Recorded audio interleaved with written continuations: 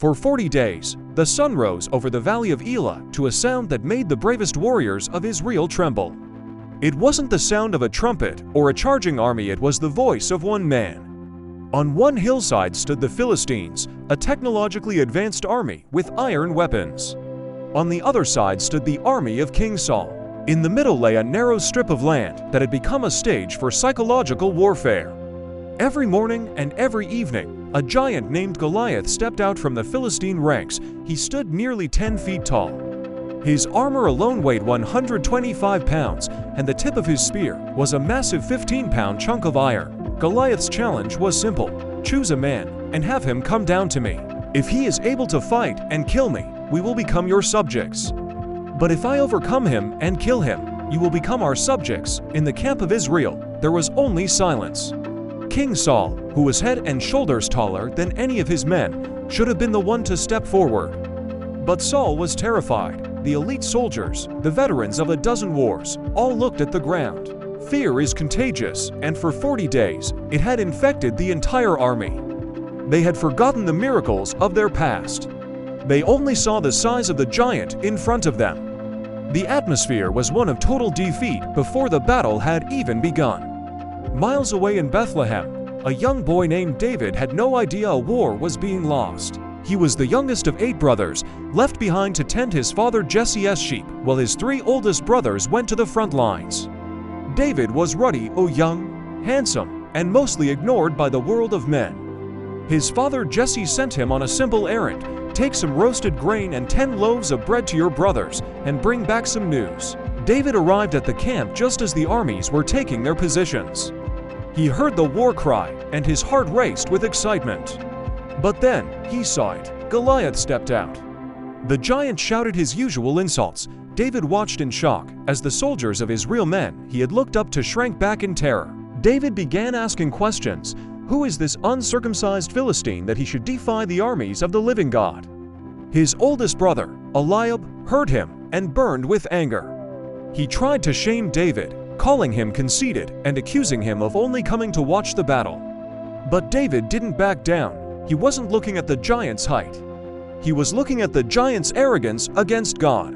Word of this bold young boy reached King Saul, and the king summoned him. When David stood before the king, he didn't offer a military strategy. He simply said, "Let no one lose heart on account of this Philistine. Your servant will go and fight him." Saul looked at David and saw a child. "You are only a boy," Saul said, "and he has been a warrior from his youth." But David had a different kind of resume. He told Saul about the lions and the bears that had attacked his father's sheep. "The Lord who rescued me from the paw of the lion and the paw of the bear will rescue me from the hand of this Philistine." Saul, perhaps out of desperation, agreed. He tried to clothe David in his own royal armor, a bronze helmet, and a heavy coat of mail. But David couldn't move. He wasn't trained in the ways of man's warfare. He took off the armor, choosing instead to be exactly who he was, a shepherd. David went down to a nearby stream. While the 2 armies watched in confused silence, the boy bent down and carefully selected 5 smooth stones from the water. He put them in the pouch of his shepherd's bag. With his staff in one hand and his simple leather sling in the other, he began the long walk across the valley floor. As he approached, Goliath was insulted. He looked at David, no sword, no shield, no armor, and laughed. "Am I a dog?" the giant roared, "that you come at me with sticks?"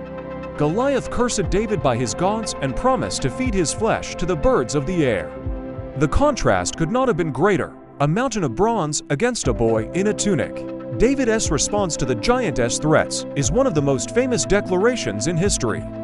He shouted back, "You come against me with sword and spear and javelin, but I come against you in the name of the Lord Almighty. This day the Lord will deliver you into my hands."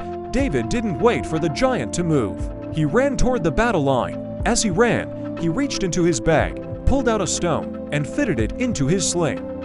He swung it with the precision of 1,000 hours of practice in the wilderness. Whir, whir, snap, the stone whistled through the air.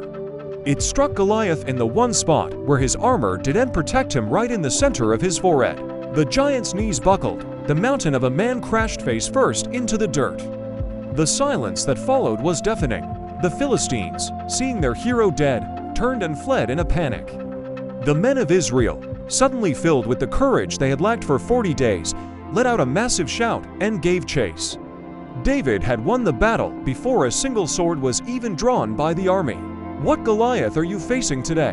Maybe it's a debt that feels like 10 feet tall. Maybe it's a fear that has kept you paralyzed for 40 days. David's victory reminds us that the battle is not won by the strongest or the loudest, but by the one who trusts in the living God. You don't need Saul's armor to win. You just need to use what God has put in your hand. Thank you for watching this epic journey. If this story built your faith, hit the like button and subscribe for more Bible hero stories.